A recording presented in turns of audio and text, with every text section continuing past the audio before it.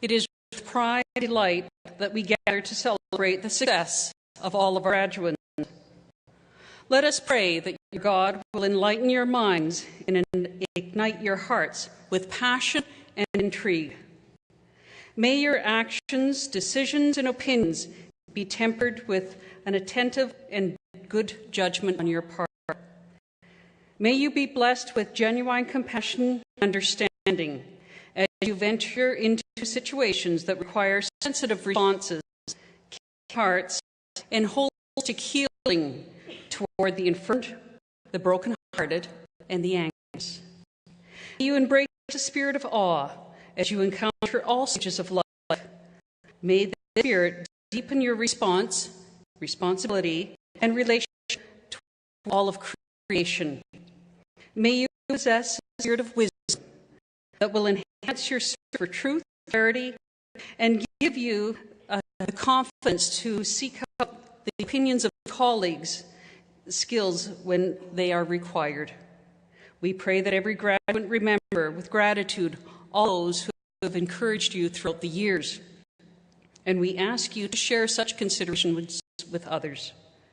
May your God bless you and those you love with all of your heart's desires from this day forward. Amen.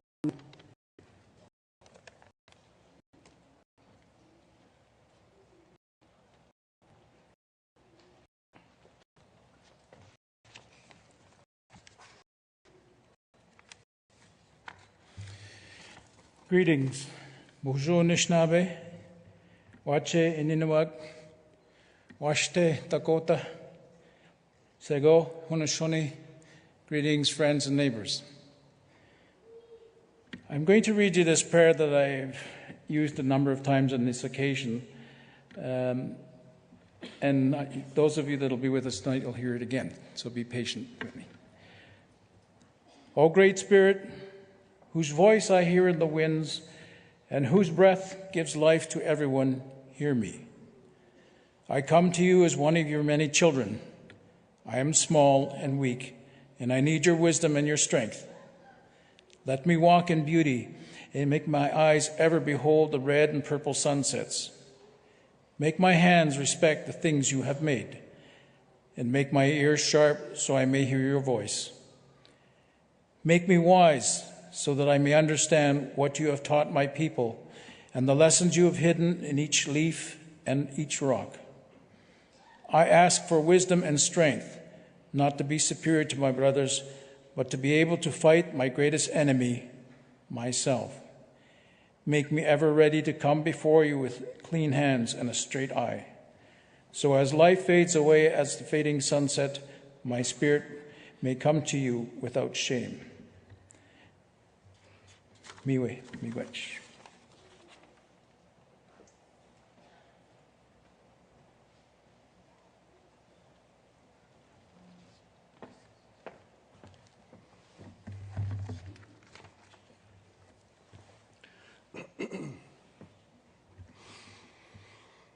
I would like to acknowledge the original custodians of this land and pay my respects to the elders, past, present, and future, for they hold the memories, the traditions, the culture, and the hopes of Aboriginal people. I would also like to acknowledge that this gathering is being held on the traditional lands of the Anishinaabe people and on the lands of the Fort William First Nations. In the language of the Anishinaabe, I would like to say, Ani Bojo Wachiye, Kiniwia, Miigwech Kabishayeng Nongom Gagishiak, Nda Merwindan Jidsid Wiwa, Banishnabi Aki, Fort William First Nations.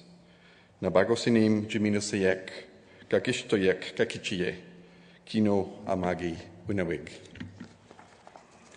À nos invités distingués, les parents, les membres des familles, les amis, et en particulier ceux et celles qui seront bientôt diplômés, je vous souhaite bienvenue. Distinguished guests, parents, relatives, friends, and especially those of you soon to be graduates, ladies and gentlemen, graduate candidates of Lakehead's University's 49th convocation ceremonies. As Vice Chancellor of this university, I hereby declare this convocation open. You may sit.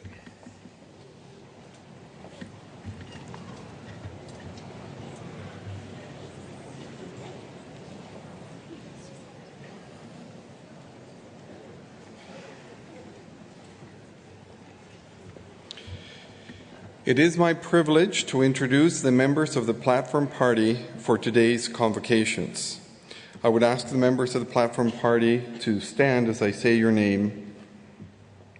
Dr. Glenna Knudsen, Mace Bearer. Dr. John O'Meara, Dean, Faculty of Education. Dr. Baram Daglistar, Dean, Faculty of Business Administration. Dr. Ulf Runnerson, Dean, Faculty of Natural Resource Management. Dr. Philip Hicks, Dean of Graduate Studies. Dr. Laurie Livingston, Dean, Faculty of Health and Behavioral Sciences.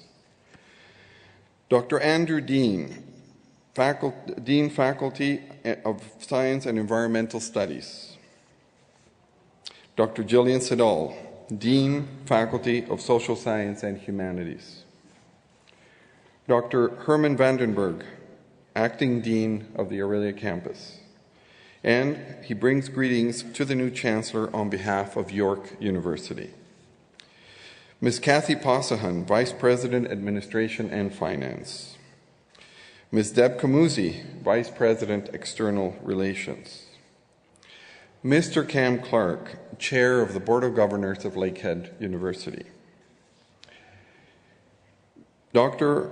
Derek Burney, Chancellor-elect of Lakehead University. Dr. Rod Hanley, Provost and Vice President, Academic. Mr. Murray Wahlberg, Vice Chair of the Board of Governors. Ms. Maria Phipps, Member of the Board, introducing Dr. Burney. Dr. Roger Strasser, Dean of the Northern Ontario School of Medicine. Dr. Dermot McLaughlin, honorary degree recipient. Dr. Bill McCready, Associate Dean, Faculty Affairs, Northern Ontario School of Medicine. Dr. Arnold Kim, Assistant Professor, Emergency Medicine, Northern Ontario School of Medicine. Ms. Brenda Winter, Registrar. Sister Alice Greer, Chaplain of Lakehead University. Mr. Jerry Martin, Elder with Lakehead University. Members of the Board of Governors, if you could please stand.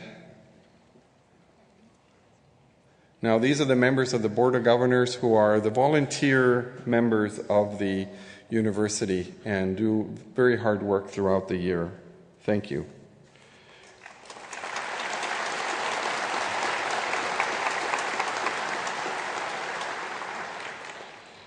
Fellows of the university, if you could stand, please. And these are the fellows of the university that we honor every year and that we will be honoring at our ceremony in Orillia as well. Thank you.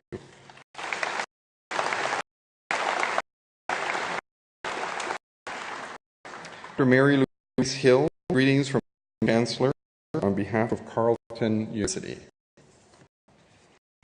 Patricia Lang, beloved former president of Confederation College representing the University of New Brunswick. Dr. Francis Chapman, assistant professor of law, brings greetings to the new chancellor on behalf of Western University. The Honorable Madam Justice Susan Greer, Ontario Supreme Court. The Honorable Justice John MacDonald, Ontario Supreme Court. Members of the senior administration, do you have any else? We don't. Do we? Yes. Please stand up. Don't look at me like your members. Give them a big hand. I don't believe in the senior administration. So. Dr. Lisa Graves, Associate Dean, Undergraduate Medical Education of the Northern Ontario School of Medicine. Dr. Joel Lampier, Professor Emeritus, Candidate, Northern Ontario School of Medicine. Dr. Norman M. Lavoie, Professor Emeritus of Kinesiology. Dr. Roger Lee, Professor Emeritus of Social Work, Candidate.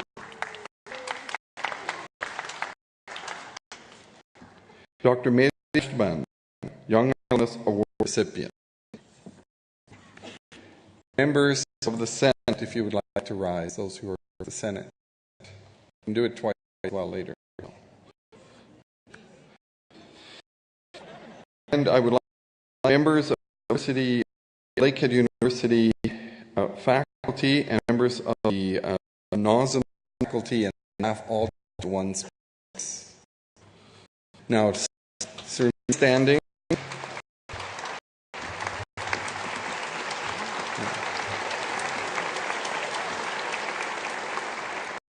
You're getting a little ahead of me. Now, I have to say that if the students that we're honoring today and that are graduating are the lifeblood of the university, our faculty and staff are at the very heart of the institution, and I would like to give them a round of applause, please.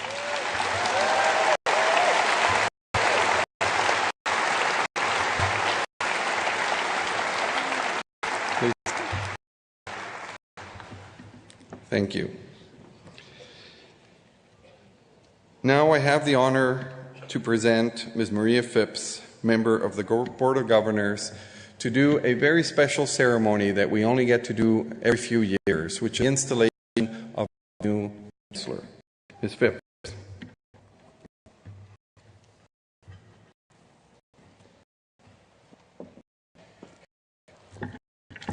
Thank you, Dr. Stevenson. Good afternoon.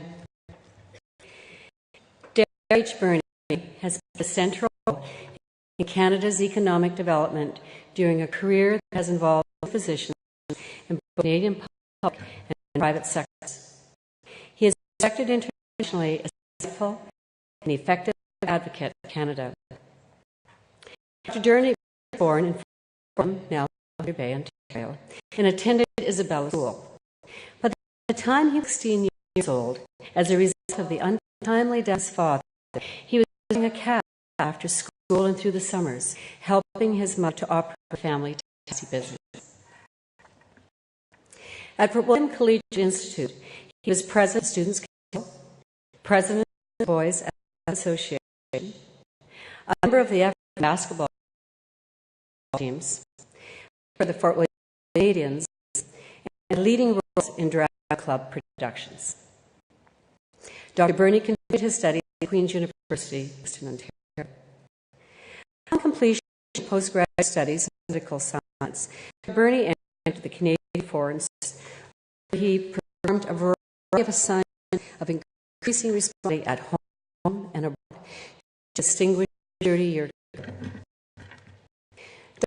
Burney spent 7 years in Japan, 1965 to 1962. He served as ambassador to Korea from 1988 to 1980, after he was the administrator for the 1981 G7 Summit, the first G7 Summit hosted in Canada. Later that year, Dr. Burney became the Director General of External Affairs, Bureau of Trade Policy, and Economic Affairs. In that capacity, he conducted an extensive international trade policy review, which ultimately provided much of the analytic underpinnings of the Free Trade Initiative. He was Assistant Deputy Minister for U.S. Affairs from 1983 to 1985, and Associate Undersecretary for External Affairs from 1985 to 1987. In 1987, Burney assumed the position of Chief of Staff in the Office of the Prime Minister, where he was directly involved in the negotiation and successful conclusion of the Canada-U.S. Free Trade Agreement. Dr. Burney was appointed Canada Ambassador to the United States in 1989 to 1993. He served as the Prime Minister's personal representative in the preparation for the G7 Summit in the early 90s. He also had a central role in the negotiations that led to the expansion of Canada-U.S. trade agreement into a bilateral North American Free Trade Area, NAFTA, as well as conclusion of the Acid Rain Accord. Dr. Burney was awarded the Public Service Canada's Outstanding Achievement Award in 1992. He holds honorary doctorates of law from Lakehead, Queen's, Wilfrid Laurier, Carleton, and Windsor universities. His career in the private sector commenced in 1993 as the Chairman and Chief Executive Officers of Bell Canada International, BCI. In July of 1993, he was named an Officer of the Order of Canada. Dr. Burney was President and Chief Executive Officer of CAE, Inc. from October 1999 to August 2004, guiding them to becoming a leading provider of integrated training solutions in commercial and military markets. Derek Burney Drive in Thunder Bay was named during this time as CAE, Inc. assisted with the development of the Aviation Center at Confederation College. Dr. Burney is Chairman of Garda World's International Advisory Board, is a Director of TransCanada Pipelines Limited, and a member of the Advisory Board of Paradigm Capital, Inc. Is a Governor of the Ottawa General Board of Hospital. Dr. Burney headed the Conservative Transition Team following the federal election in early 2006. From 2008 to 2010, he chaired the Selection Committee for awards of $10 million Canada Excellent Research Chairs for Canadian universities. Dr. Burney was Chairman of the Confederation College Foundation, Thunder Bay, and most recently, Honorary Chairman. On May 2006, Dr. Burney became Senior Strategic Advisor to Ogilvy Renault LLP, now Norton Rose LLP. In this role, he assists clients in dealing with cross-border and domestic policy issues, as well as trade and investment matters. Dr. Burney's memoir of government service, Getting It Done, was published by McGill Queen's University Press in 2005. Articles he has written have appeared in iPolitics, policy options, and several major publications. He is married to Joan Peden from Thunder Bay and has 4 sons. Dr. and Mrs. Burney have been strong supporters of Confederation College for the last decade. Before concluding, I'd like to make reference to letters of congratulations. Letters have been received from Prime Minister Stephen Harper, and I'm going to read to you a letter that we received on behalf of Dr. Burney from His Excellency the Governor-General David Johnston.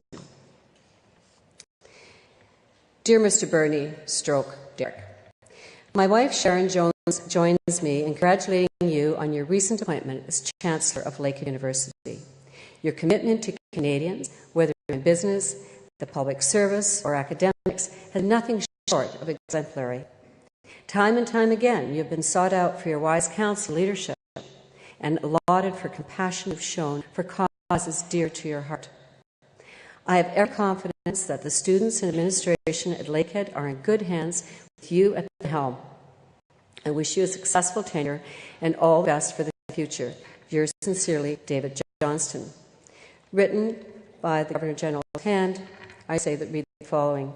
Derek, this is now a formal letter. Please let me know if there's anything I can do to help the university as you embark on your journey. David. Thank you very much and welcome.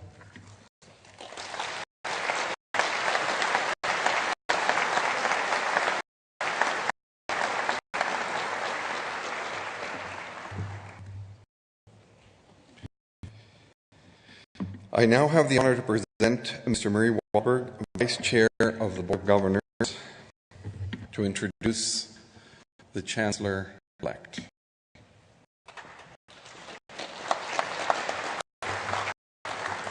Good afternoon. The Chancellor shall be the titular of the University, confer all degrees, and who, subject to the will of the Board, shall hold office for 3 years or until a successor is appointed. Today, Lakehead University is proud to install its 8th Chancellor, Derek H. Burney.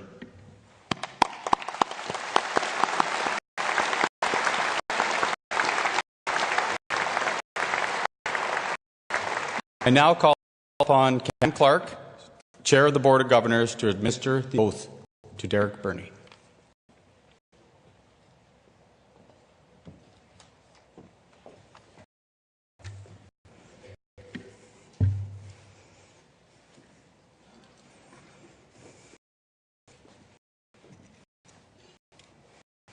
Sir, you now assume the functions and office of Chancellor of this university to which you have been appointed. Do you pledge to keep and preserve well and faithfully during the period of your office the statutes, liberties, customs, rights, and privileges of the university, and promote its well-being and that of its members so far as in you lies? I will so do.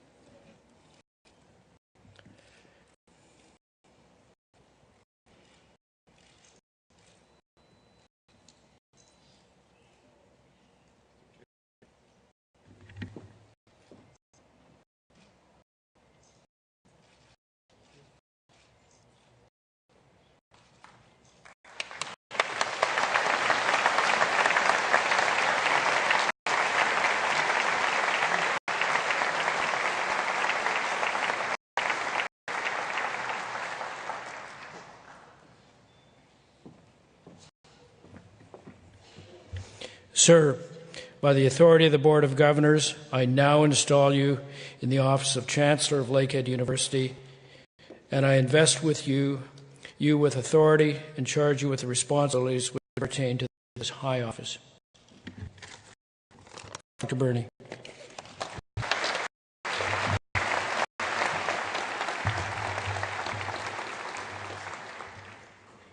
Thank you very much, Chairman Clark. Thank you, Maria. Mr. President, distinguished graduands, ladies and gentlemen. Well, when I accepted the nomination to serve as Chancellor, I had no idea that it would allow me to look quite this spiffy. But the older I get, the more respect I have for tradition, especially the fringe benefits. I'm honored by this appointment. I'm proud to be the Chancellor of this young, distinctive university, in part because I'm proud of my roots growing up in what is now Thunder Bay. After all, you can take the boy out of the hometown, but you can't take the hometown out of the boy. My wife Joan and I are both pleased to be back in what is now our mutual hometown. I am from Fort William. She's from Port Arthur. We met in Kingston.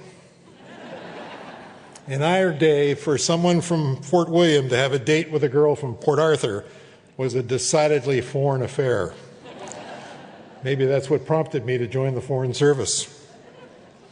Joan is actually an alumna of Lakehead University.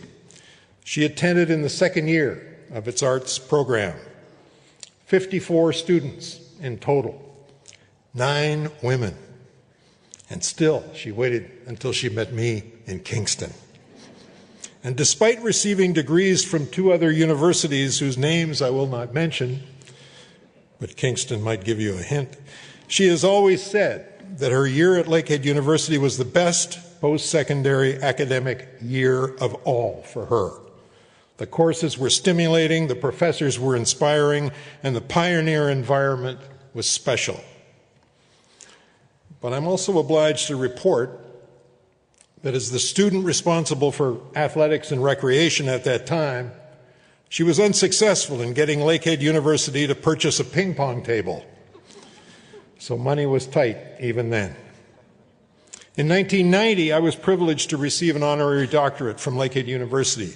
The then Chancellor, Bernie Weiler, was someone I knew very well growing up in Fort William. So I do have personal connections to build on. I know that on an occasion like this, I'm expected to dispense some pearls of wisdom or inspiration or both. It's always easier to be wise for others than for oneself. And frankly, I'm no longer young enough to know everything. But what I do know is that you will get more in life from perseverance than from brilliance, and that you will get no better source of pride than from a task well done. So in whatever you choose to do, do it well. That, incidentally, was an admonition I often heard from my mother. I have a strong commitment to the value of a good education, which really explains why I agreed to serve as Chancellor. More than 200 years ago, Maria Edgeworth wrote, and I quote, "Education is the key to both individual and national improvement." That's an adage that remains true to this day. She also observed the discipline of education is more important than the acquisition of knowledge. Now, you may realize that now, but with time, I suspect that you will. Certainly for me, the discipline of completing a thesis is probably the most rewarding and lasting experience in all my years of study. Has foreign endeavor much of it subsequently accomplished in the public and the private sectors. Education is the best foundation for a successful and satisfying life. It is, for instance, a major reason why a young fellow from today was able to become Canada's ambassador to the United States. The fact that in a country like Canada, where merit, not lineage, counts for much of success in life, certainly helps. That is not the norm in today's world. Wherever you see success in Canada, in economics, in politics, in science, in the art, any human endeavor, the springboard has inevitably been education. I have a special passion for education. I know that the single biggest challenge Canada faces today is the shortage of skilled people for the jobs needed for our future. Conversely, I have a surplus of talent unrelated to our needs. I have no illusions about the extent to which I can help rectify this imbalance. I promise to be a constructive, broad-seeking position in our university, It's healthy students on the right path, teaching skills that are in demand, and with an emphasis on achievement and excellence. I have to say that the shortage concern was a high visit Dr. Stevenson and I made, thanks to Jack Amos, to the RJ facility here in Thunder this morning. Spectacular facility and the right people for the jobs at that facility. We've got to do something about that. Particularly excited about the prospects, too, for our new mining center. What better matches the tremendous potential in Ontario? I also think that education is the best answer to the complex challenges of Aboriginal communities. And I salute in particular Honorary Tomorrow, the Right Honourable Paul Martin, for his unstinting efforts in regard. In a high fluid and increasingly competitive world, Canada risks coming to a cocoon of complacency based on the flawed assumption that our destiny is preordained. It will depend on what you individuals decide to do. You can risk an innovation to others, or you can choose to make a difference for yourself and for your country. You certainly have the ability to make an impact. We do need more players and spectators in Canada, more pulling the wagon than riding on it, if we expect our country to meet the challenges of our young century. Set an example that will inspire others to succeed, all of us odd. And never think small about yourself or your country. Do not let the cynics and the naysayers hold sway. Canada is a great country, one of the best. That much I do know from experience gained well beyond our borders. Use what you have learned not just to excel in whatever career you select, but also to do well in whatever community in which you live. Remember to congratulate and stimulate excellence wherever you see it. That is the essence of leadership and good parenting, as I'm sure your families will attest. More important than anything you may hear or remember from speech today is the significance of what you have achieved by being here to receive your degree. That you should remember. The genuine sense of accomplishment today and the confidence it instills in each of you should inspire more of the same. You have done it. That means you can do more. So savor the moment. You have earned it. Celebrate with family, friends, professors, and all who helped you. They deserve it. You're graduating not as a milestone, but as a stepping stone, one that will influence your ability to continue to succeed in whatever you do. Winston Churchill once described a pessimist as one who sees the difficulty in every opportunity, whereas an optimist sees the opportunity in every difficulty. Or as they say in Tim Hortons, the optimist sees the nut, the pessimist sees the whole. So be optimistic above all. Succumb to the cynics who always beat us. You are all now ambassadors for this university, and we will be counting on your support as we strive to make Lakehead University a magnet for talent and a beacon for excellence in future years. Speaking of beacons, I'm reminded of an exchange reportedly took place between U.S. and Canadian officials off the coast of Newfoundland almost 20 years ago. American voice. Please divert your course 15 degrees to the north to avoid a collision. Canadian voice. Can you divert your course 15 degrees to the south to avoid a collision? American. This is the captain of a U.S. naval ship. I say again, divert your course. Canadian. No, I say again, you divert your course. American.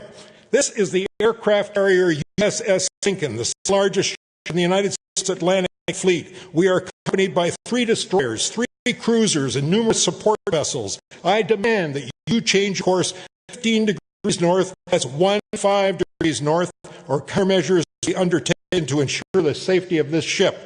Canadian. This is a lighthouse. Your call.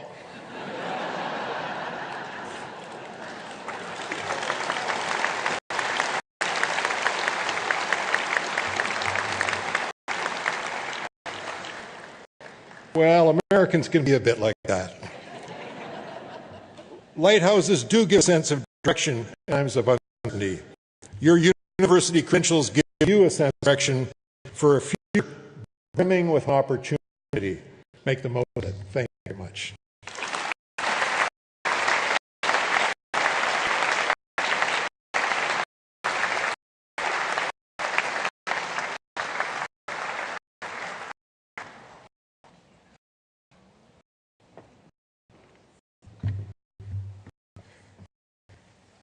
Mr.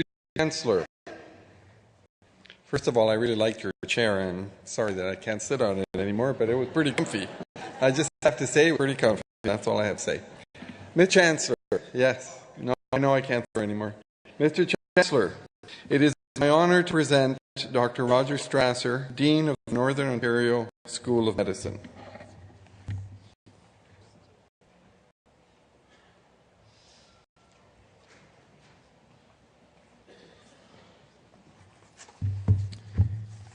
Mr. Chancellor, it's my honour to present Dr. Dermot McLaughlin as a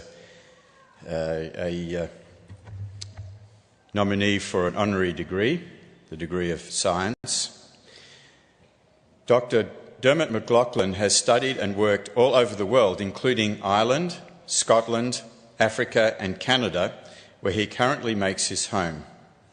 Even towards the end of his medical career, as he claims he is, Dr. McLaughlin is a busy man with an impressive resume. He is not only an Associate Clinical Professor of the Northern Ontario School of Medicine, but was also a founding board member of the school's Board of Directors. He is currently the active staff radiologist at the Sioux Lookout Menoyawa Health Centre, as well as the academic director of the Ski Chuan Radiological Technicians Training Certificate Program. In 1958, Dr. McLaughlin earned Bachelor of Medicine, Bachelor of Surgery degree from the National University of Ireland.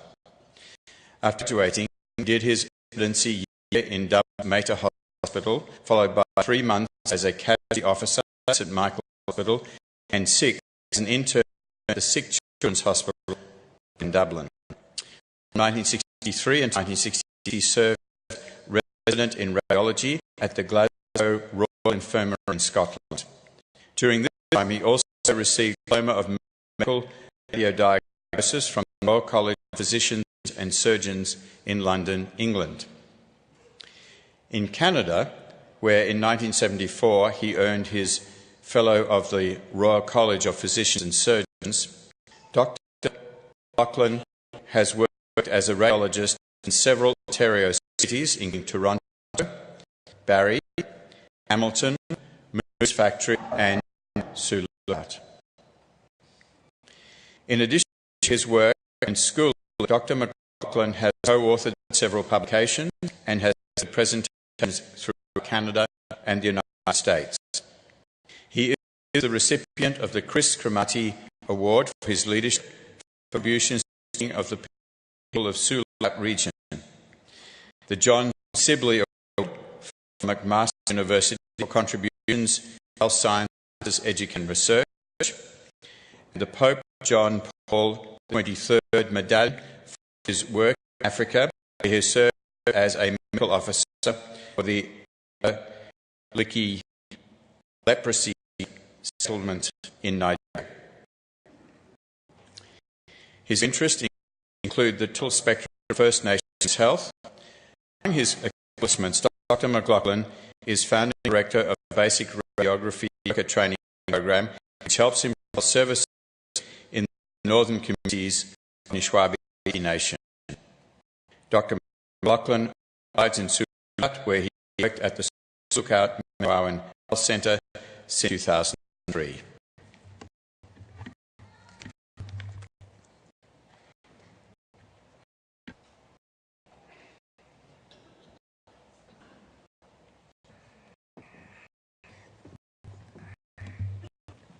Mr. Chancellor, it is a great privilege and pleasure to request on behalf of the Senate at University that you confer on Dermot McLaughlin the degree of Doctor of Science honoris causa. By virtue of the authority vested in me, I admit you, Dermot McLaughlin, the degree of Doctor of Science, honoris causa.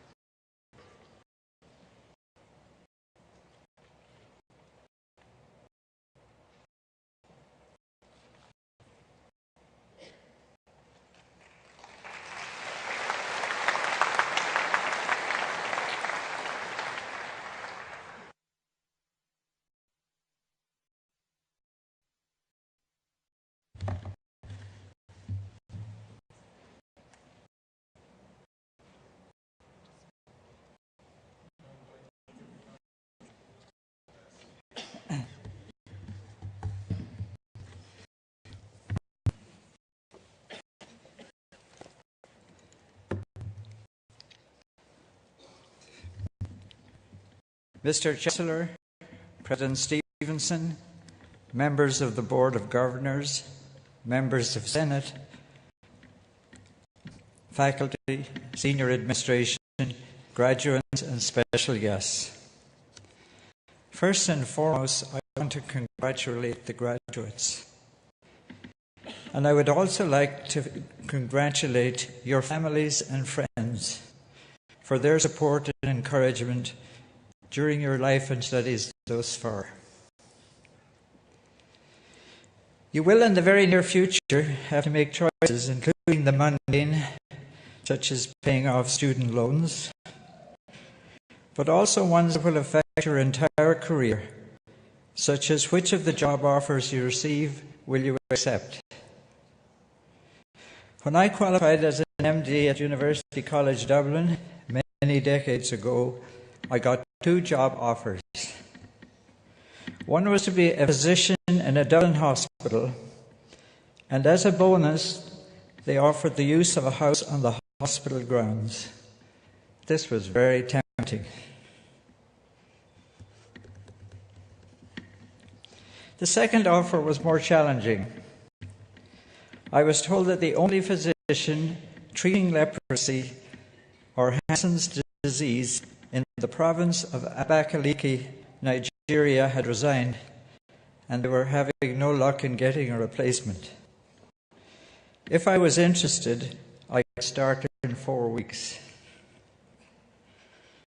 My first thoughts were, what will Deirdre, my fiancée, say? And she's here today.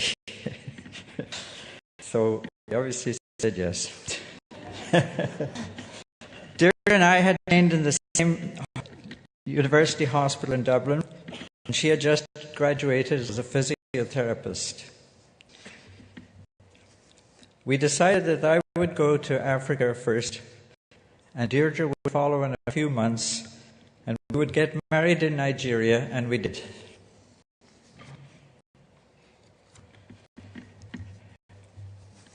In the province of Abakaliki, there were 8,000 people with leprosy. But the entire medical staff for those approximately 80,000 patients was 1 physician, 2 nurses, 1 physiotherapist, 1 occupational therapist, and 14 leprosy attendants who had received about 6 months medical training. The need was then and is now great. In the province, for all those suffering with leprosy, medical facilities consisted of a 70-bed hospital reserved for leprosy patients only, as they were considered unclean and would not be allowed to enter a general hospital. Adjacent to this was a segregation village. This was one of 12 scattered throughout the province. In these settlements were patients with lepromatous leprosy, a very infectious form for those who were so disfigured by their disease that they wished to live private lives away from the eyes of the public.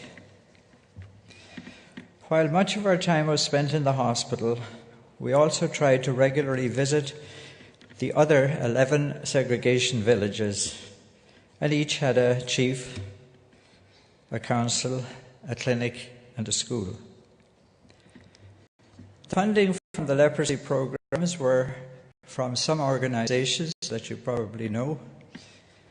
First of all, there was the Nigerian Ministry of Health, then the United Nations International Children's Emergency Fund, UNICEF, the Catholic Mission, and BELRA, the British Leprosy Relief Association. Now, most leprosy patients can be cured with treatment in a number of years, but one major problem is nerve damage caused by crippling deformities, particularly of the hands and the feet. This can be minimized by exercises and education on foot and hand care. But how can you deliver this to 8,000 people with the staff that was available? Fortunately, there was an occupational therapist working there, and then Deirdre came on as physiotherapist. And Deirdre realized that she just saw some patients, and she might see 20 or 30 a month. It would really eat into the 8,000 patients who needed that care. So what she did was she arranged from 2 children from each of the outlying villages to come to the central village for 6 weeks for training in foot and hand care. They also became familiar with suitable exercises, and then these children went back to their home communities and taught other children how to do foot and hand exercise and reduce the degree of permanent deformities. Meanwhile, all medicine, surgery, and obstetrical practice was performed in the hospital or clinic by 2 nurses and myself. Sometimes for me this was rather scary, particularly the surgery. But what could I do? There was nobody. Fortunately, I had done a year postgraduate abdominal trauma experience.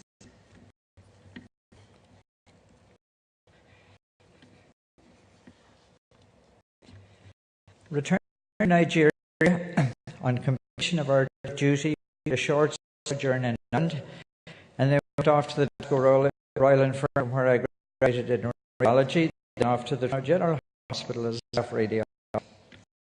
But I never forgot that I had experience in Africa. I was a few years later when another organization asked if I would go to Niger, the poorest countries in the world, 3 months a year for 7 years. And I was very tempted.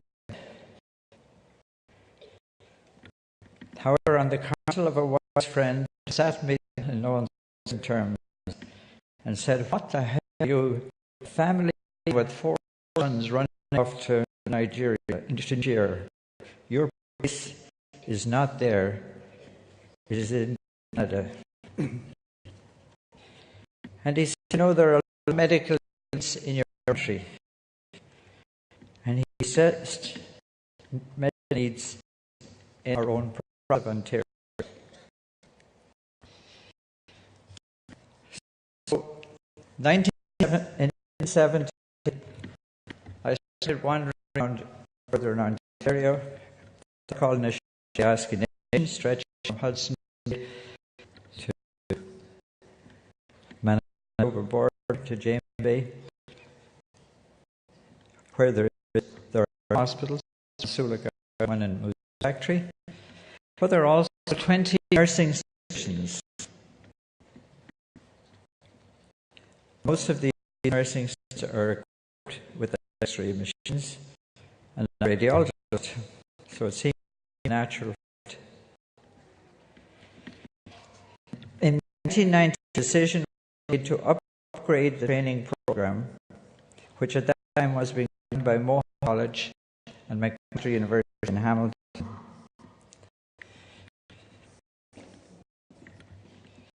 It is community-based training for First Nations people living in remote communities to perform basic X-ray examinations of upper and lower arms, shoulder, chest in a safe, professional manner. Upon graduation, the student is a caring, efficient health professional. And the program is designed to assist in of First Nations people taking control of their own health needs. The goal was always to hand the management of the program over to First Nations, and a few years ago this happened. Now the program is managed by Rose Mosquito, many of you know, from the Oshki Pamachio Education and Training Institute in Thunder. Basic radiological technicians, they do wonderful work because by taking X-rays early in disease, they diagnose pneumonia early, heart failure, tuberculosis, and fractures immediately be assessed. How things have changed over the last few years.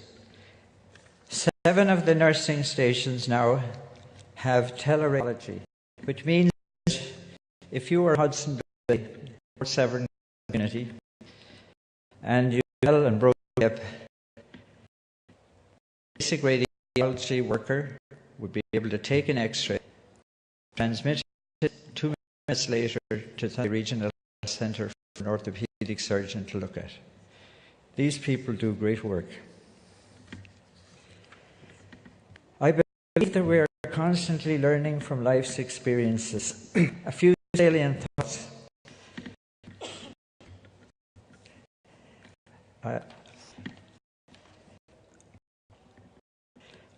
I now ask myself quite differently when I speak to people about projects. I say, what do you want and need, rather than this, what I feel or know you need and what I should do. I ask what they wish to be and try and cooperate with that. I learned to become a listener, which I wasn't in the early stage of my career. Years ago, a great friend of ours, the late Chief Roy Kaminoaj of Mishki-Gogamon, invited us, our family, to stay on his reserve for the summer. And couched his in a way I never forgot. Come and live with us. Let us get to know you, and you get to know us. If there's something we want to do, we will ask you. If not, just be with us and be our friends.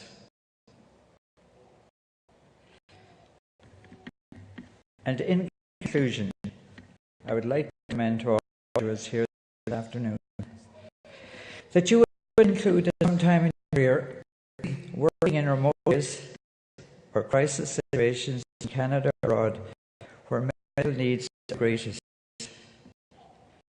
Best wishes to all. May you have fulfilling, satisfying, wonderful life careers. God bless you and thank you.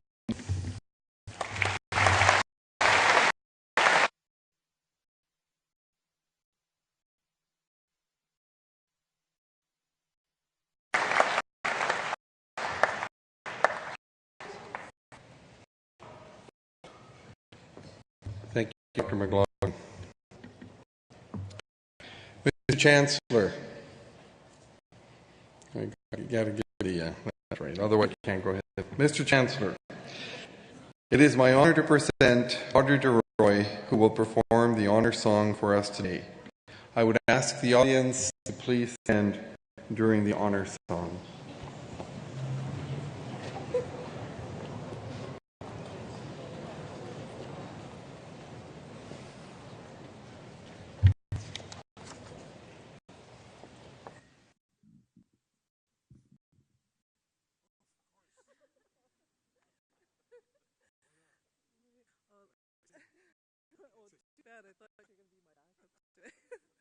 Well, bonjour everyone. I'd like to give thanks to Gishi Manito, Great Spirit. Welcome Miss our mothers and grandfathers.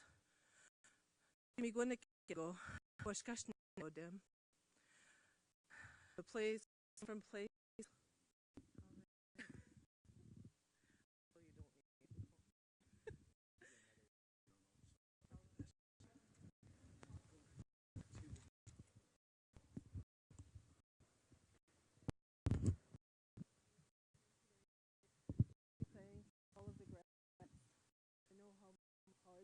Because I was a graduate in 2006.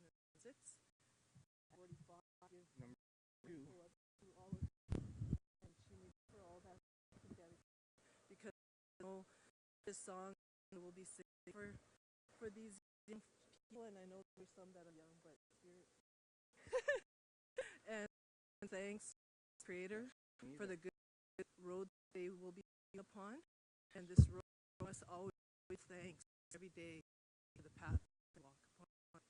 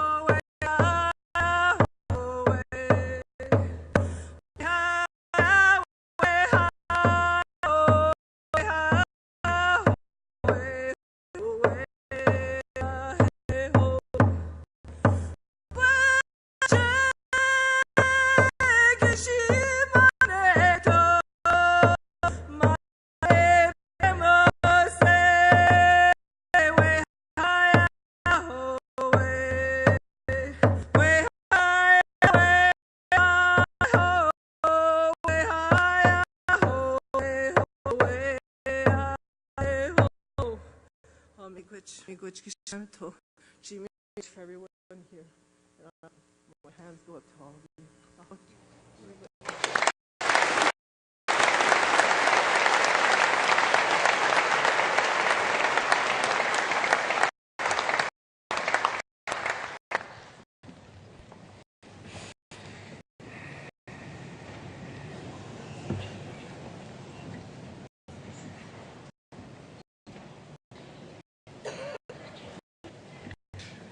Chancellor, it is my honor to introduce Dr. Rod Hanley, Provost and Vice President Academic of Lake University.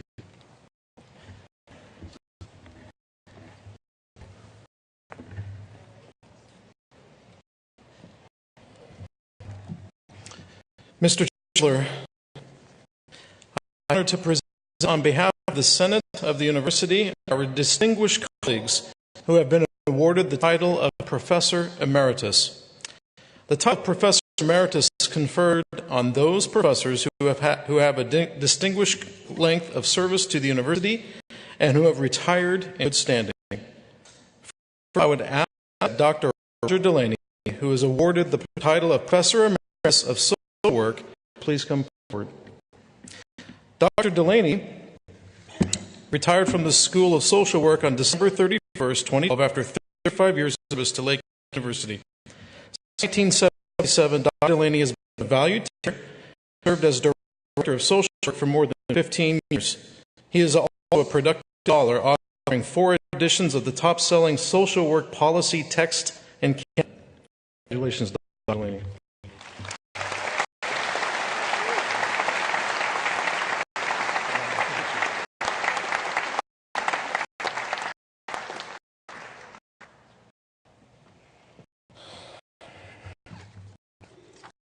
I would next ask Dr. Lanfear, who has been awarded the title of Professor Emeritus at Northern Ontario School of Medicine, to please forward. Dr. Lanfear has been integral to the success of the Northern Ontario School of Medicine. He has been the Senior Associate Dean in the Western Campus and successfully led medical school through the arduous accreditation process, culminating in provisional accreditation on the way to full accreditation this past year. Over her career, Dr. Lanfear has co-authored numerous publications and presented symposiums worldwide, and in November of 2012 became a Canadian citizen. Congratulations, Dr. Lanfear.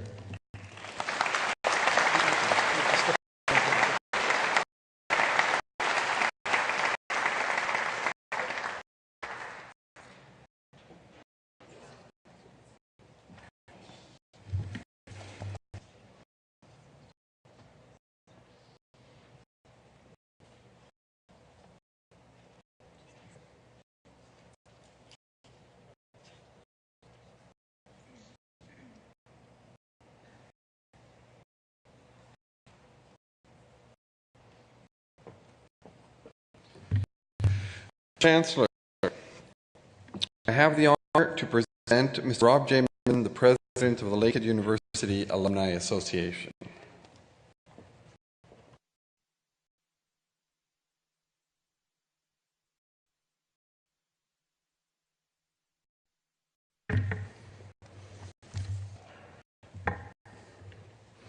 Welcome, graduates.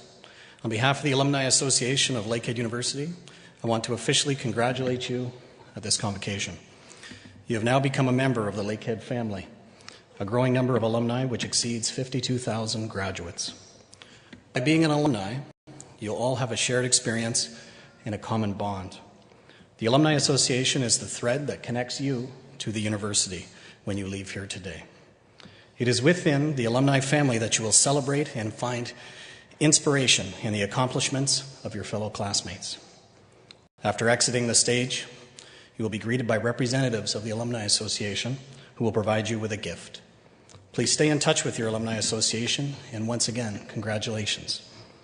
Mr. Chancellor, it is my privilege and pleasure to request on behalf of the Alumni Association of Lakehead University that you recognize Mehdi Dashban as Young Alumni Award recipient.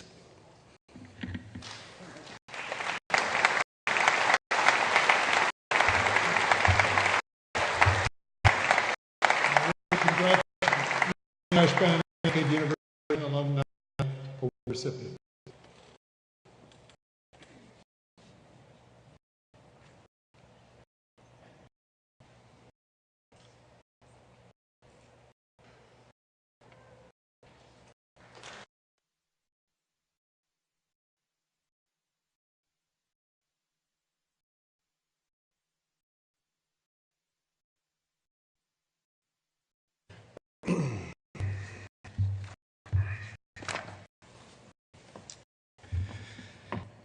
Graduates of Lakehead University's 49th convocation ceremony. I'm going to go this way, you can see me. Well, you did it. Look at the wonderful things that you have done. You are transformed. Before the eyes of your professors, parents, friends, peers, our community, and your university, you are transformed. And because of you, Lakehead is transformed as well. From your steps on this campus to the steps that you take across the stage today, your university is better because you are part of it. Lakehead's vision is to provide a transformative university experience that is far from ordinary. What do we mean by a transformative university experience? Let me begin with the fact that I'm very proud of. 60% of Lakehead graduates are first-generation graduates. That is, they are the first in their families to earn a university degree. This has impact, not only on you, your family, the community, the economy, and the nation. This transforms our world. Today, we all celebrate what each of you has achieved, while only imagining changes you will bring to our world. You have each proven that Lakehead students are far from ordinary. You are unconventional. You are exceptional. This institution where students fiercely grasp the possibilities for intellectual and social transformation that higher education provides. And examples of your spirit can be found in places. Last fall, Scott Kress, a graduate of Lakehead's outdoor recreation program, and Chris Drews, a second-year Lakehead political science student, trekked the Himalayas to take a perilous ascent. By chance, both signed up for the expedition to raise funds for wounded Canadian soldiers by climbing a 20,000-foot mountain. They came to this challenge with vastly different backgrounds. Scott, an experienced mountaineer who has climbed the highest peaks on each of 7 continents. Chris is an Army sergeant who isn't fond of heights and who battled altitude sickness for most of the journey. Both of them made it to the summit. Each displayed the relentless tenacity that sets Lakehead students apart. They transformed others. I see it in the determination of the civil engineering students on the Steel Bridge team. This year, once again, placed first in the West Region Conference to build an ambitious and technically demanding 17-foot-long sail bridge. This weekend, we are competing in Seattle against many larger universities, including MIT and Berkeley. Even so, I'm not worried about being outmatched. In 2011, Lakehead battled these same 2 giants and almost 50 other top schools from across North America. They surpassed them all and became the first Canadian university to win the American competition in its 20-year history. They have transformed us. This winter, our students took center stage in the world of music.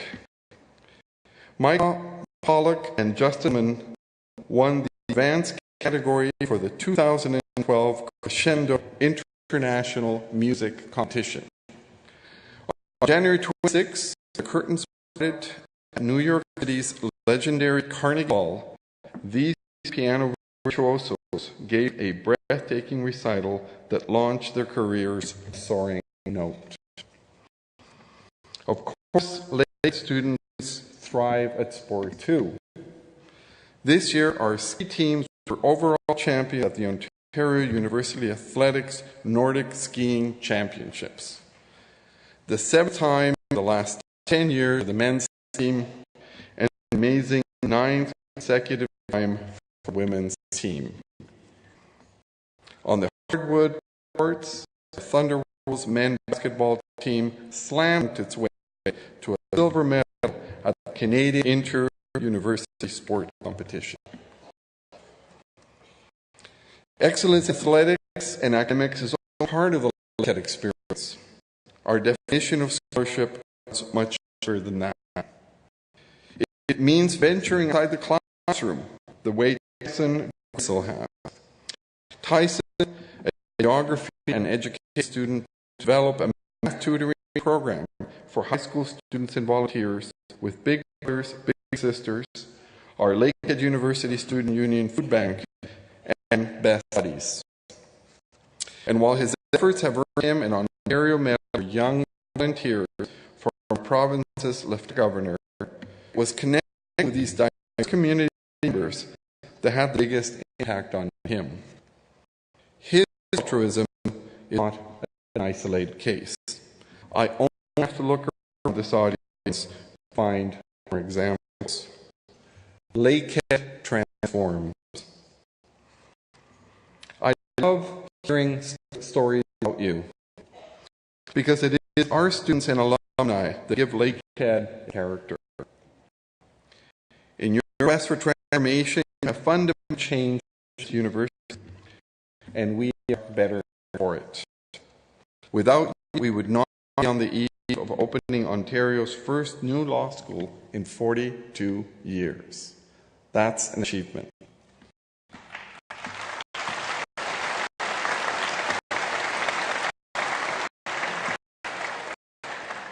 Without you, we could not have established our new Centre of Excellence for Sustainable Mining and Exploration. You've been the impetus for this university's new mission statement that focuses on providing an education about how to think, not what to think. We've tried to capture the qualities of the young women and men who choose Lakehead University, creating this new university's first ever belief statement. At the heart of the declaration are these words. We believe that our students have the passion and drive to realize their dreams and succeed. We believe that our students want the intellectual freedom to pursue unconventional. We believe in our students. These changes are part of a fresh, renewed vision that reaches far beyond the bounds of our campuses in Thunder Bay and Aurelia. Natalie Lazy, one of the engineering students on our bridge building team, I think said it best. Sometimes what we pictured didn't pan out in real life. We had to design as we went along. Standing before you in my cap and gown today, the CCC recall the mixture of uncertainty, pride, and excitement I felt at my own convocation. During that afternoon, I didn't see where I ended up, nor how life's detours, setbacks, and opportunities would lead me to where I am today. I'd like to share with you what I've realized along my journey. Each detour is a learning experience. Each setback, a teachable moment, and few opportunities come. Speaking of opportunities, I want to reassure all your parents that your son or daughter will have opportunities in their life and in their careers. Recent data reveals Lakehead graduates very promising employment opportunities. Lakehead alumni have a 90% employment rate within 2 years of graduating, higher than the Ontario average. So parents can start renting out that basement suite or other apartments. You'll all be employed and out there. That said, graduates, finding a job is just one step in the ongoing process. Mistakes and missteps are an essential part of the transformation of life. You are ready because you know that excelling requires persistence and commitment. Whether you're scaling a mountain, building a bridge, dunking a basket, or performing a concert, you are unconventional. You are exceptional. Graduates, Today, you are transformed. Thank you.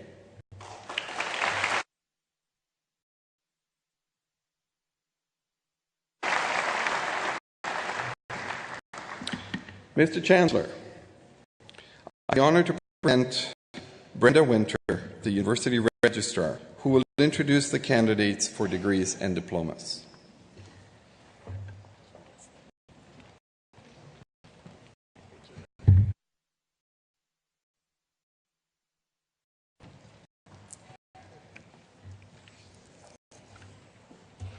Will graduates all please stand?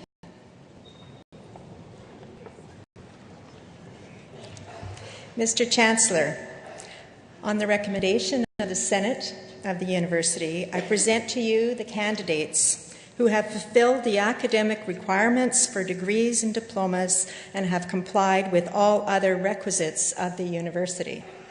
Mr. Chancellor, will you admit these graduates? I'll be happy to do so. You may begin.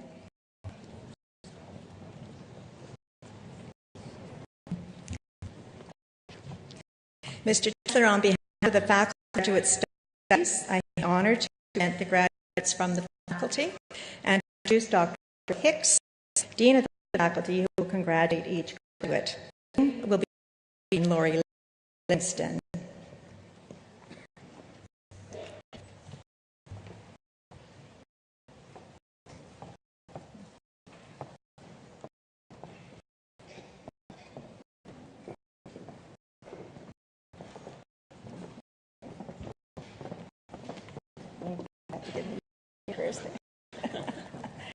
No walking out without reading your hold for the PhD.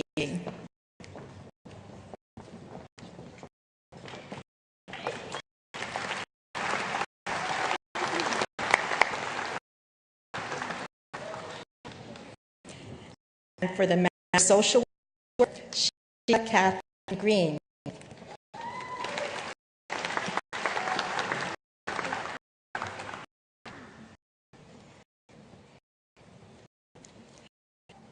Laura Catherine Meisner.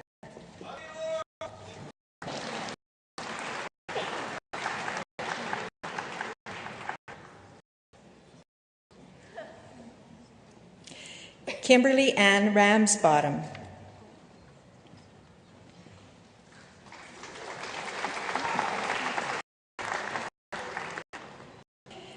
Stacy Salo.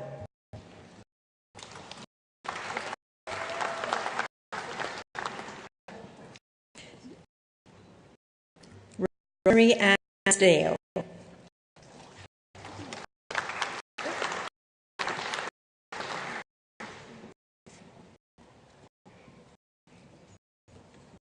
For the Master of Public Health, Okenma Abara.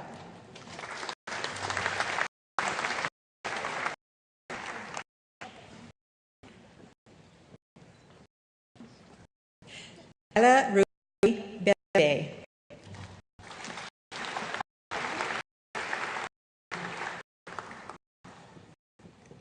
Peggy Ann Bleckenhorst.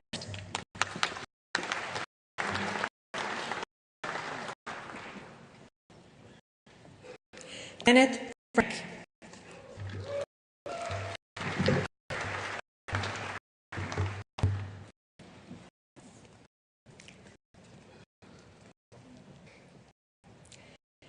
Master in the Faculty of Health and Behavioral Sciences, Suzanne Chomitz.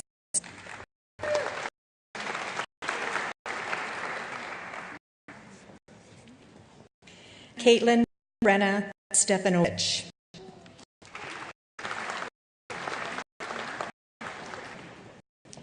For the Master of Science, Abby Hope.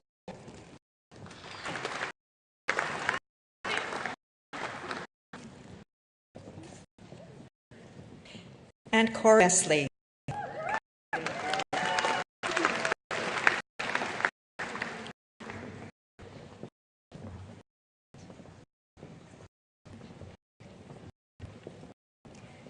Mr. Chancellor, that concludes the presentation of graduate faculty. Graduate Studies. The Chancellor.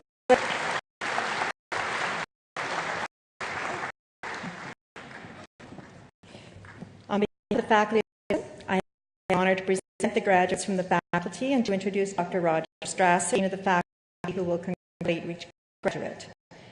Hooding will be done by Dr. Arnold Kim.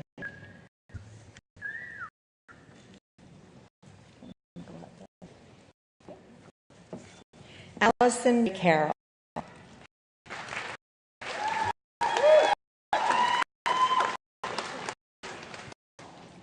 Victoria Margaret May Cotilio.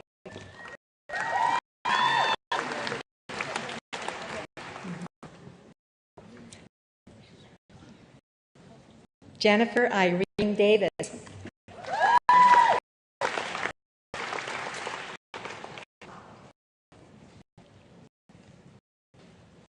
Marie Levy.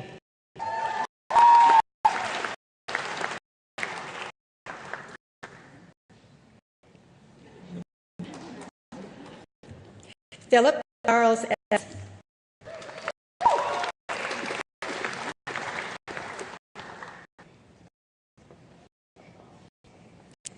Evan Frick.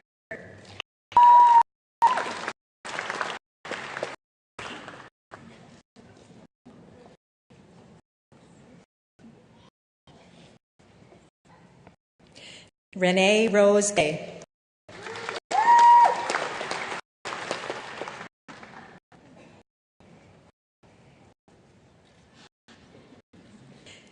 Leslie Cowell.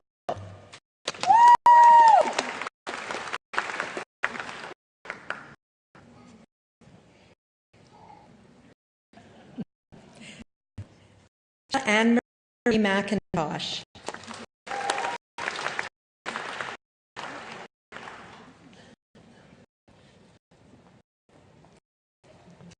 Michael Mason.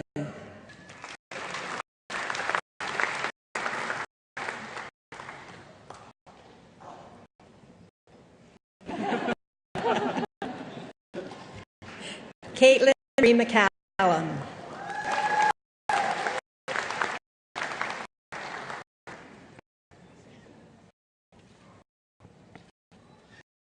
Katie.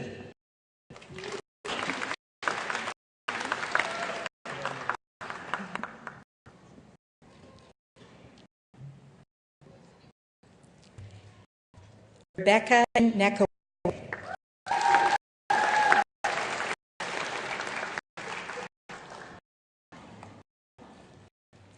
Catherine Elizabeth Perry.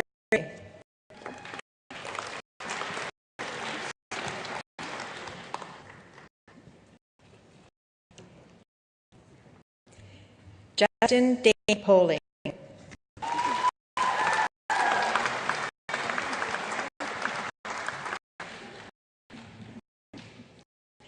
Andrew John Ross.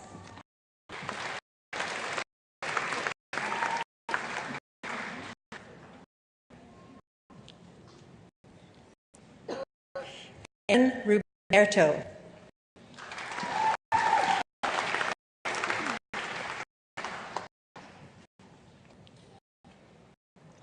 Kayla Tobias Isevich.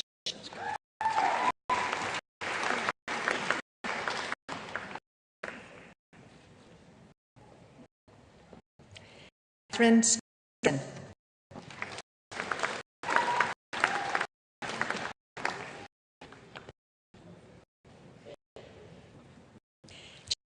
Christine Swerdek.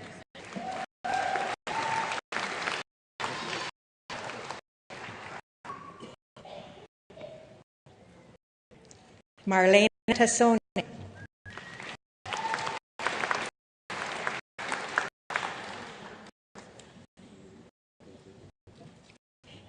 Giuseppe Squale Lente.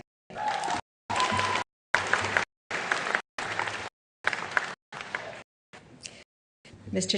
Chair, that concludes the presentation of the Faculty of Medicine.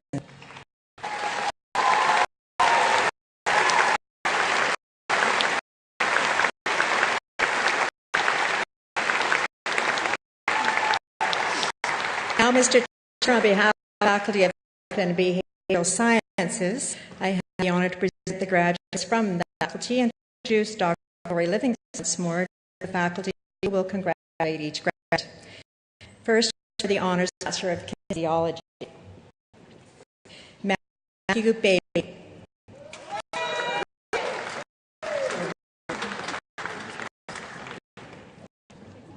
Alice Kathleen Hall.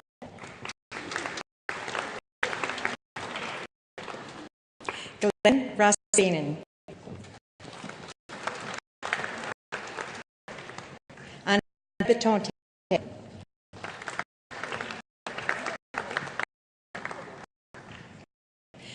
Our next graduate, Mr. Chatter, the winner of Dean Braun Scholar Award for the highest in kinesiology, Jamie Donazo.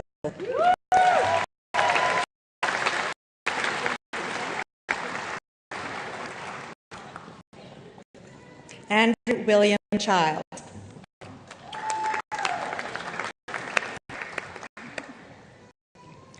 Margaret Topinski.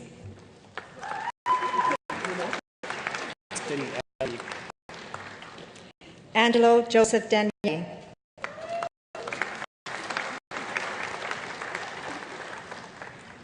Chair Gordon Leo.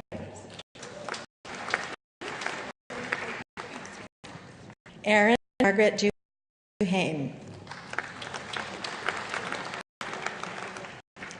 Christina Marie Edwards. Alyssa Fairservice.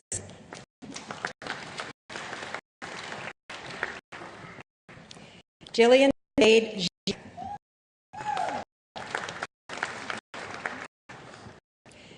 Elizabeth France Austin.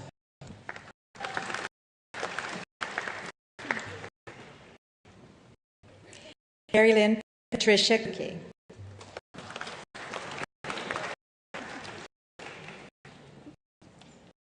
Jolene Coney.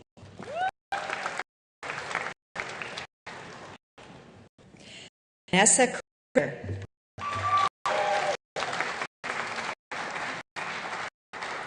Cameron Travis here. Natalie Lopez London. Laura Ann McGee.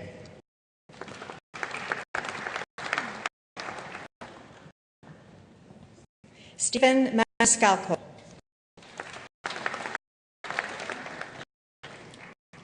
Alexander Rental.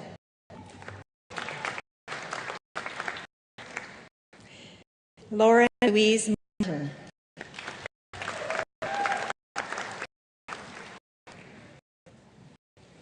Michael Messai.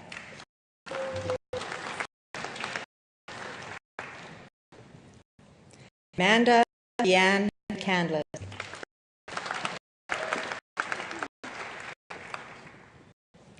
Shannon McMillan.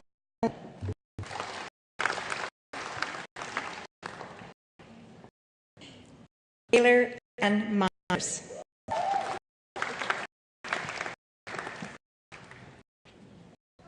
Patrick Terrence Walmelke.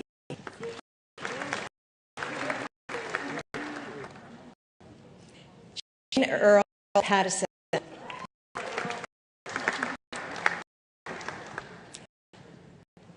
Ariel Marie Pache.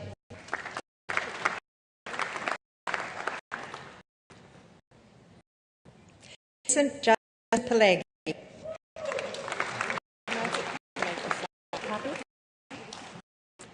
Amanda Poppy.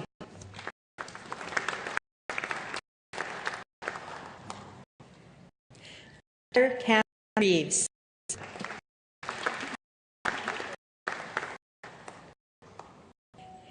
Kristen Elizabeth Rendell.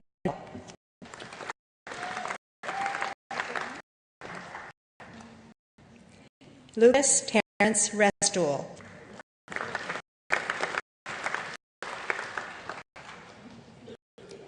April A. Sonis.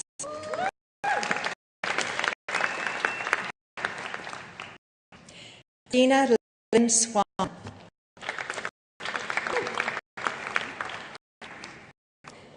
Stacy Elizabeth Kachuk.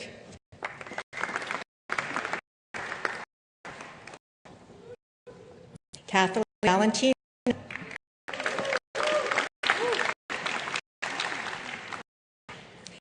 Julia Iris Ann Vanderway.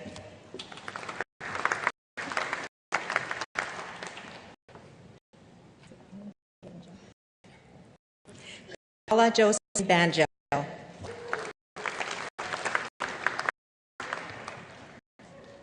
Emily Victoria Warnock.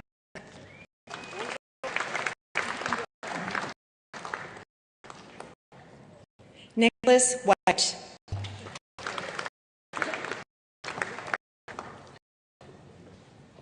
Seth Michael Whitley.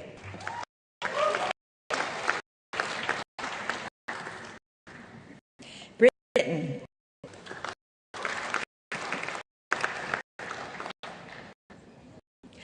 Sonia Annie Wolsey.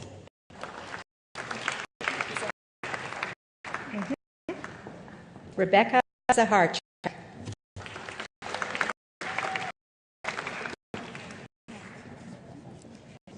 Lindsay.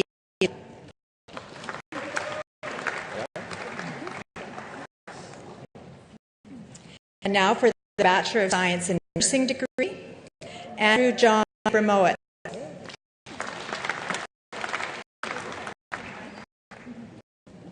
Trina Lynn Rusek.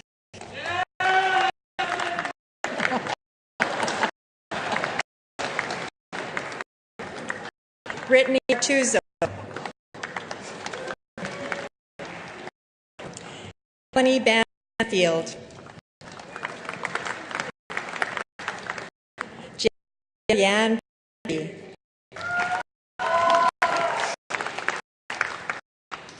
Jessica Beach.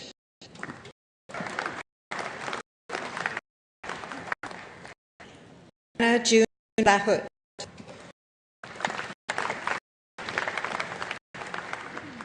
Shen Kath Blake.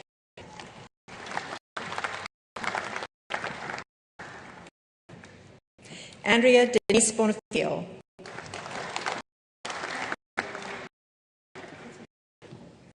Caitlin and Boyk.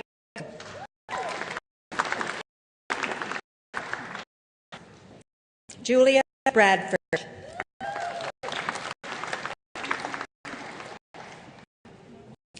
Jillian Nay.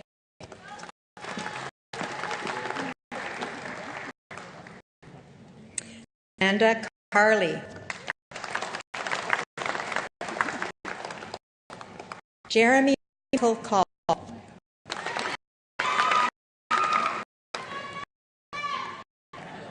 Joelle Swa.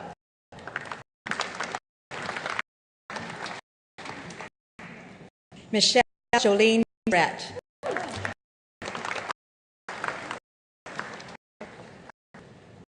Stephanie Sarah Silva.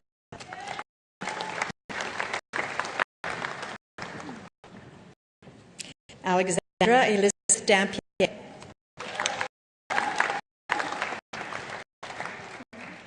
John Davis.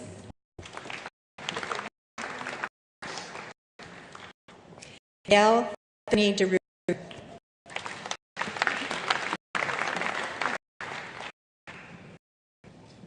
Osai Samwan.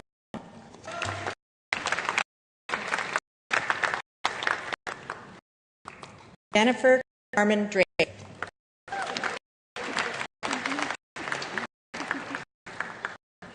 Stacy Amanda Adler.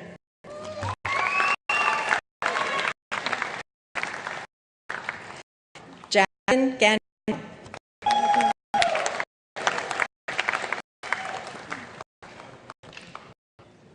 Naz Key.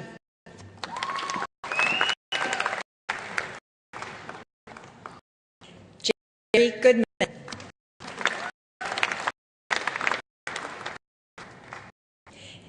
Adriana Giardino.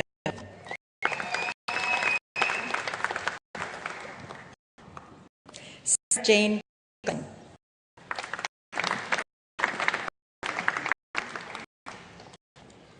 Tula Lin Kim.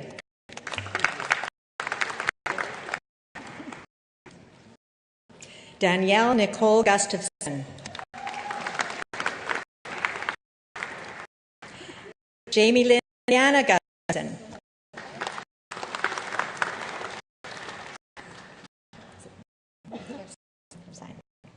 Stephanie Lynn Herson. Alana Eleanor Hamilton. Benjamin John Hartung.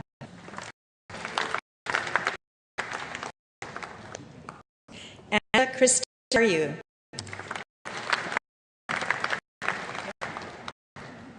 Elizabeth Herman. Paul William Hirsch.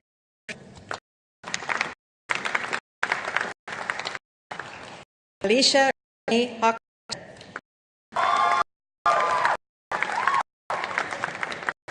Tricia Holmquist.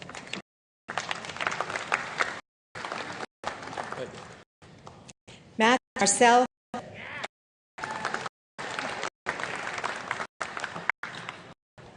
Anna Ray.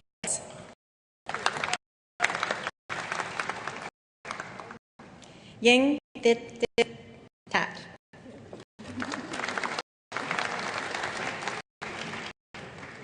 Barbara Amanda Ironside. Kara Alicia Jaspers.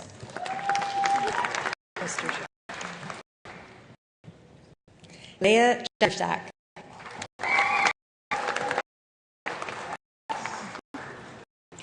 Kella Ray Abate.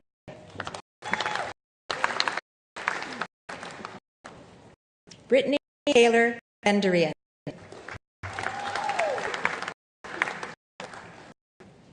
Tara Leanne Cush.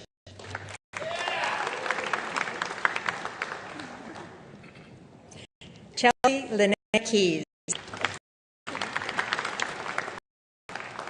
Christopher Bradley John Crocker.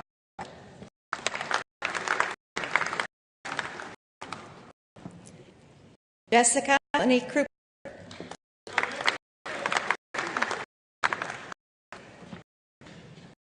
Lindsay Ray Lavoie.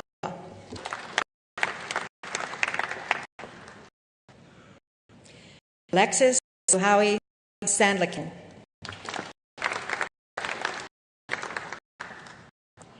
Jordan Dan McLean. Kristen Marie Area.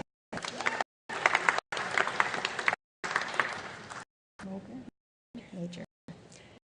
Teresa Wade Major.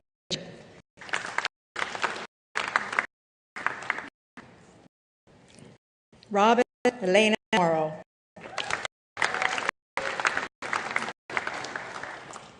McGowan.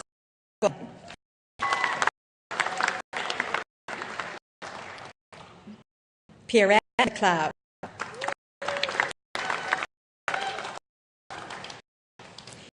Kristen Joan McNally.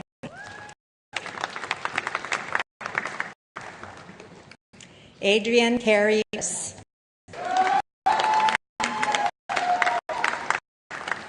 Victoria Morris. Catherine Morris Gray.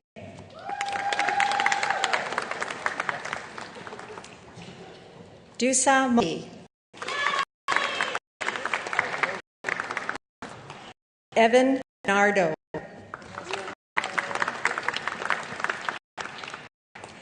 Anna Narossi.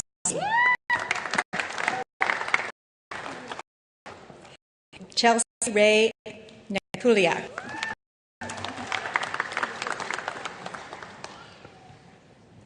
Pauline Nickel.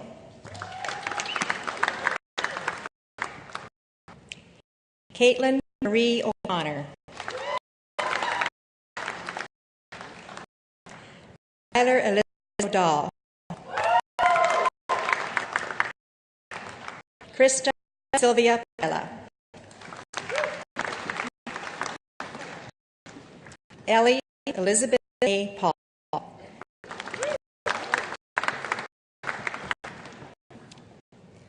Juan A. Perry.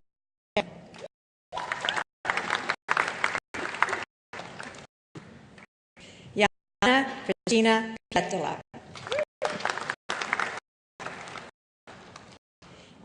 Christina Pilati.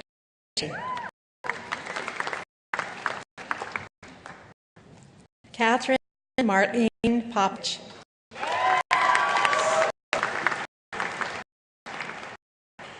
Stephanie A. Marie Roberts. Paul Sabodig.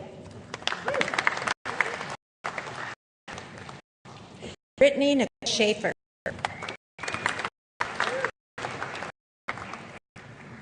Carly Alicia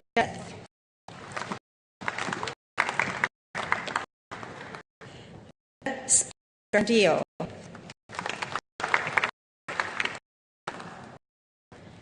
Catherine Jack.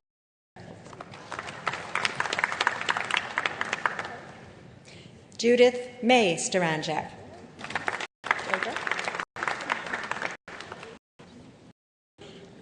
And Jacob Stoner. Okay.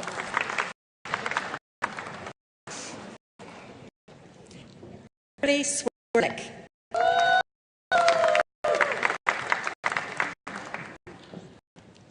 Steph Thompson.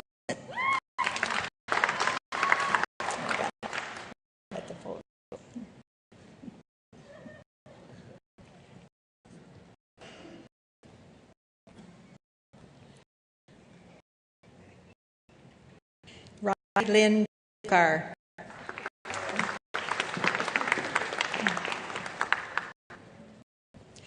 Sandra Jasmine Revisan.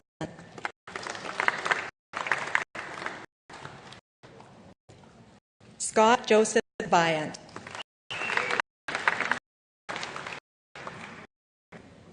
Jacob Wilson Bitterplug.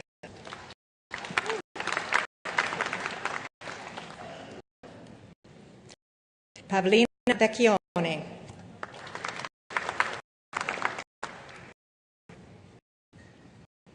Gregory James Vincent.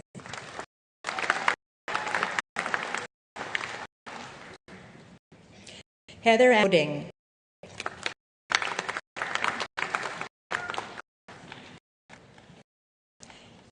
Debbie Warpla.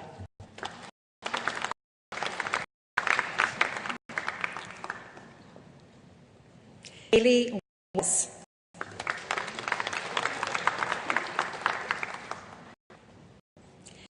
Ryan Thomas Gerald Williams.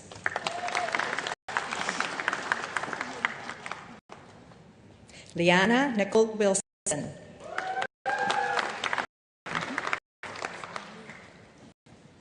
Vanessa Yeboah.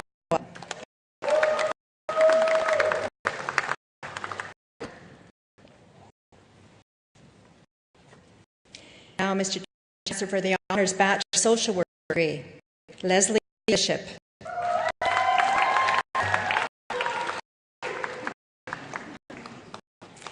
Mariette Joan Bearden.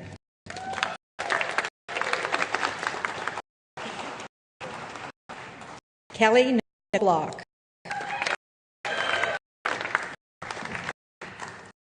Dean Marie Curtis.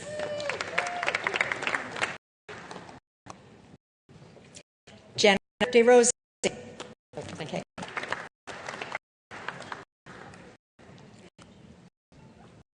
Darcy Marie Donaldson.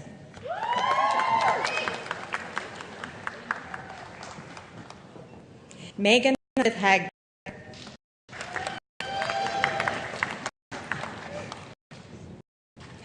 Para B. Holmberg.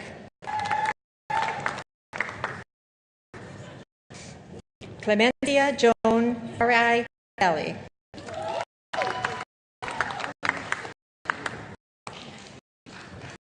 Crystal Har.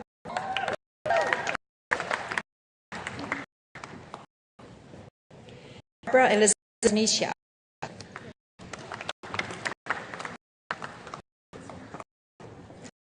Sherry McDonald.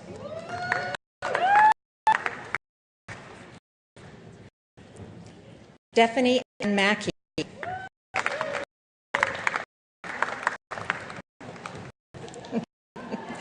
Beverly Queen.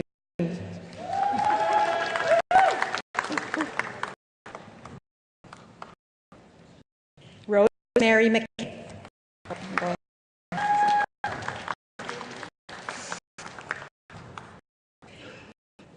Chelsea Arlene Metcalf.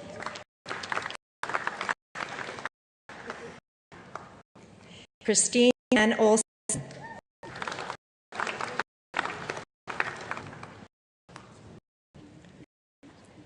Calliope Polygonakos.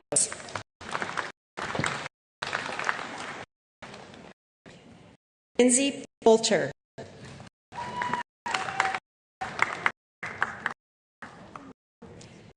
Jessica Edith Marie Roberts.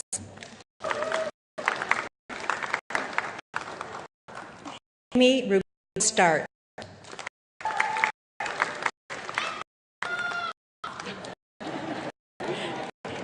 Alexandra Joanne.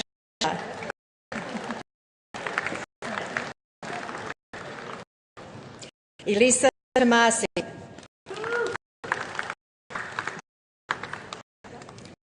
Lisa Marie Rosa.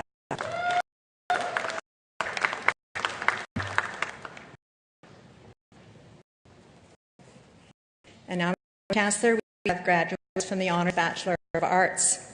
Jenna J. Cannon.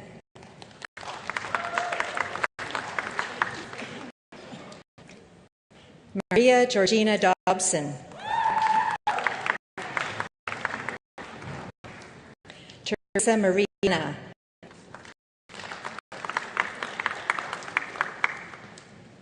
Chad Charles Earl Keefe.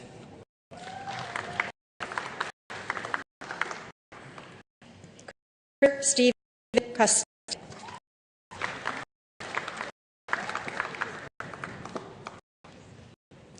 Shelby Hasnachak. Delia Liza.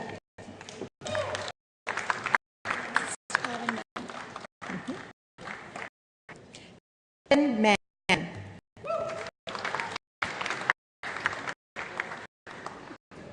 Maria Teresa Manny.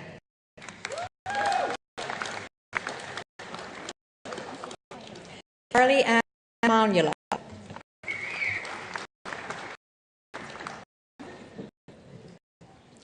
Kelsey Marr.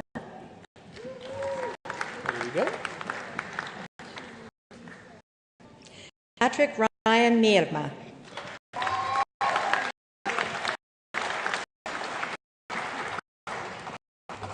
And now another scholar, Mr. Chancellor, Denny Morgan, Main Scholar Award, Women's Studies.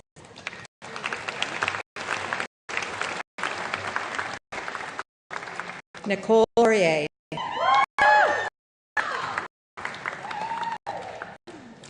Krista Donner.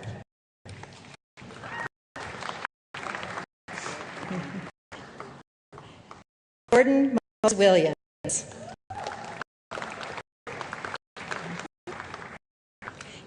And Rose Young.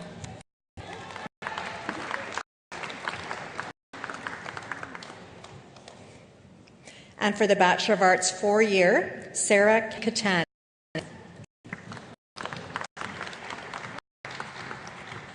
Stephanie Melina Panotin.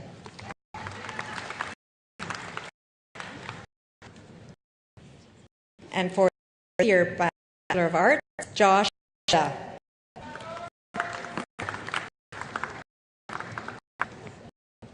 Sarah Amicia Boyeshko.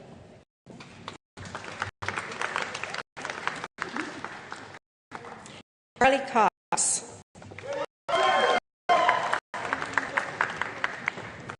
Lauren Jane Curry.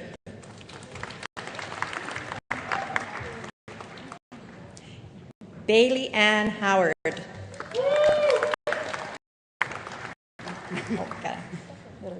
over there again. A couple.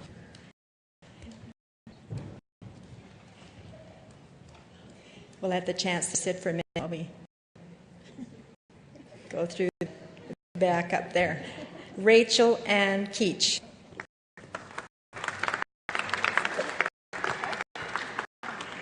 Andrew Joseph Leck.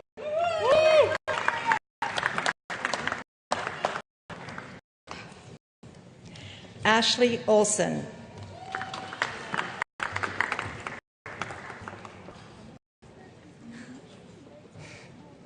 Brooke May Stilla.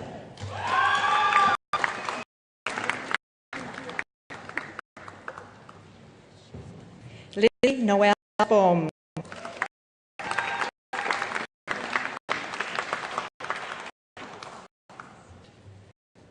Stacy Brothers.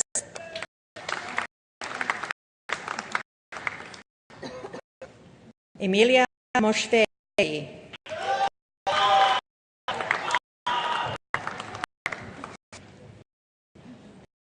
Steve Gallinger.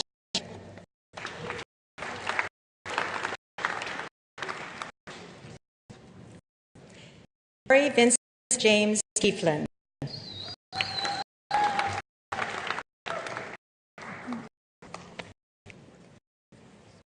Mr. Chancellor, I now have to present to you the winner of the Dean's Medal of the Faculty of Health and Behavioral Sciences and the Dean Bronze Scholar for Psychology, Daphne Gwendolyn Hagg, receiving the Honours Bachelor of Science.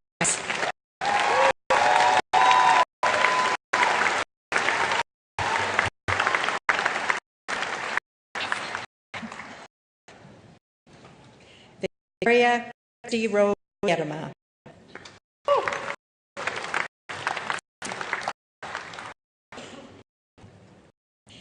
Gregor Paul Napier.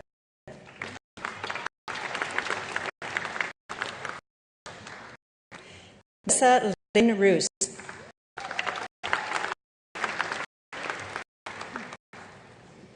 And Sarah Anna Schultz.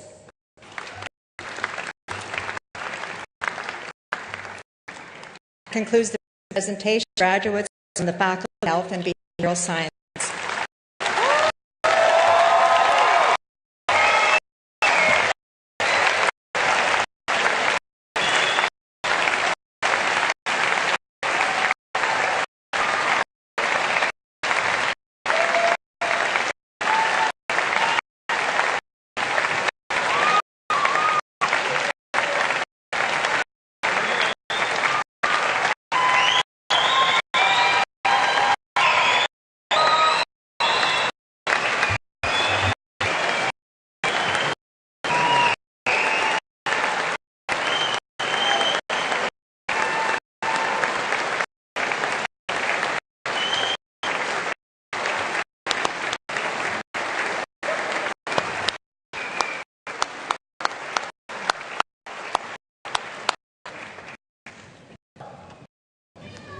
You couldn't, they were all standing up, because I brought a full standing ovation. Mr. Chancellor, I have the honor to present Dr. Bill McCready, who will lead the graduates of the Faculty of Medicine in the recitation of the Physician's Oath.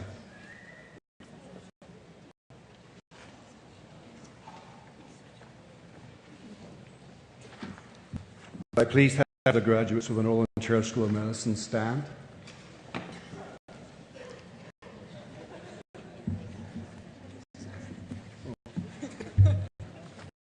So I'd like you to place your hand over your heart, and by now you should know where it is.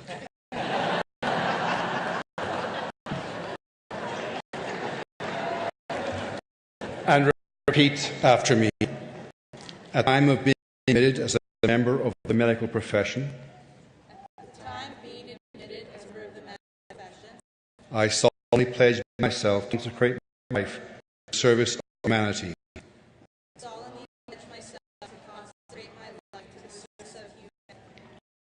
I will give my teachers the respect and gratitude which is their due.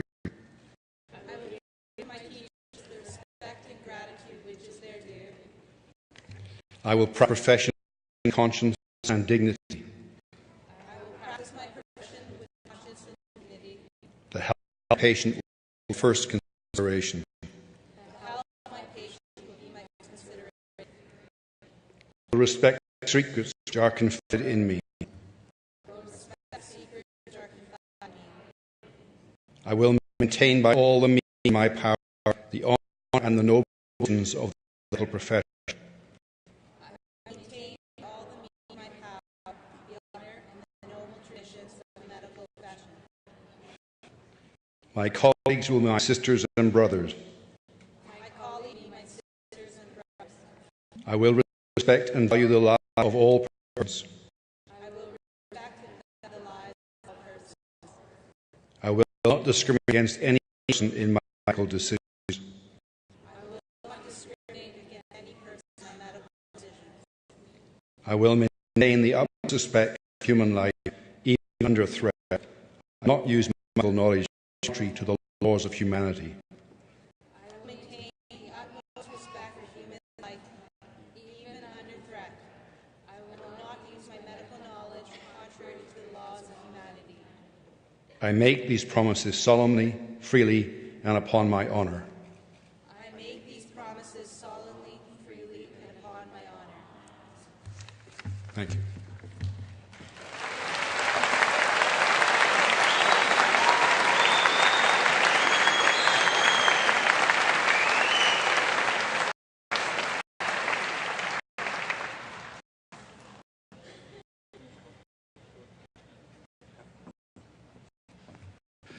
Mr. Chancellor, may I present again our registrar to present the degrees for the absent graduates who weren't here.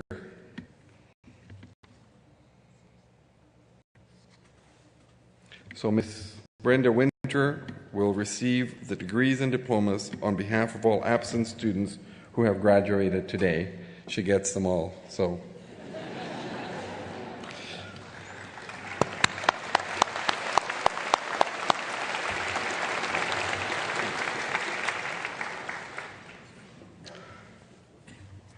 Mr. Chancellor, it is now my pleasure to introduce the winner of the Poulin Award, an award for outstanding citizenship presented to the full-time student selected by his fellows, the faculty and administration, as contributing most to the welfare of the university through student activities.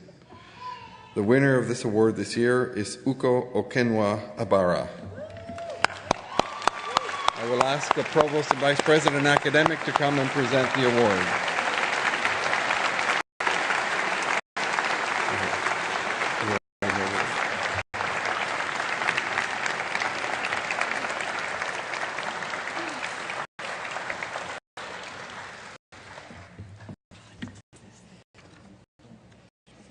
It's like a hockey trophy.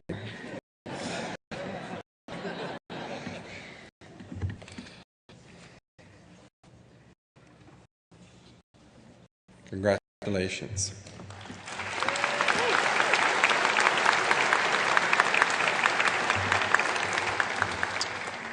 Well, I'm going to do something of a tradition that I started when I began as President and Vice Chancellor of Lakehead University. I'm entering my 4th year, so 3 years ago I started this tradition. This is a time when I know that the graduates are kind of antsy, so I'm going to ask them all to stand up and stretch their legs, please. Okay, as you stretch your legs, I want you to look into the audience, to your friends, your family, the people who have mattered, and you to give them a round of applause and a standing ovation for all they've done for you.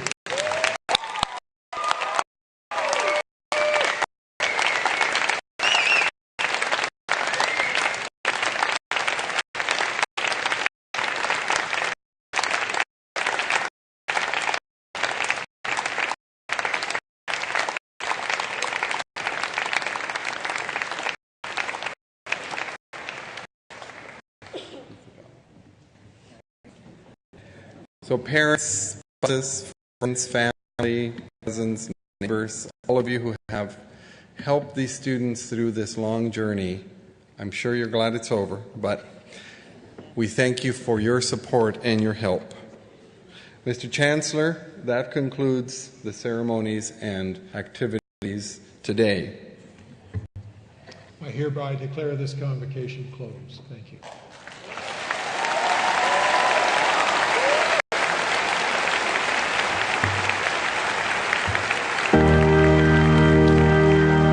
I would ask you to stand.